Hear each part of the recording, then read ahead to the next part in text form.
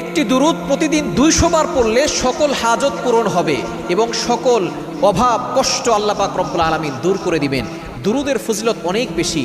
নবীজি সাল্লাল্লাহু আলাইহি ওয়াসাল্লাম জানিয়ে দিয়েছেন, মান সাল্লা আলাইয়া মাররাতান ওয়াহিদা, যে ব্যক্তি নবীজির প্রতি একবার দুরুদ পাঠ করে আল্লাহ তাআলা তার প্রতি 10 বার রহমত নাজিল করেন এবং তার প্রতি আল্লাহ পাক রব্বুল আলামিন সম্পদ অভাব সবকিছু আল্লাহ পাক রব্বুল আলামিন ব্যবস্থা করে দেন, সম্পদ দেন, অভাব দূর করে দেন, কষ্ট দূর করে দেন। শুধু তাই নয়, আল্লাহ পাক রব্বুল আলামিন এই দুরুদের ব্যাপারে নিজেই আয়াত নাজিল করে দিয়েছেন। পবিত্র কোরআন কারীম খুলেন, কোরআনুল কারীমের 22 নম্বর পারার 5 নম্বর পৃষ্ঠার 4-5 নম্বর লাইন, সূরা আহজাবের 56 নম্বর আয়াতে আল্লাহ বলছেন, ইন্নাল্লাহা ওয়া মালাইকাতাহু ইউসাল্লুনা আলান নবী ইয়া আইয়ুহাল্লাযীনা আমানু সাল্লু আলাইহি ওয়া সাল্লিমু তাসলিমা। ও ইউ হ্যাভ বিলিভার্স, হে ইমানদারগণ তোমরা নবীর প্রতি দুরূদ পাঠ করো। এই দুরূদের ফজিলত অনেক বেশি।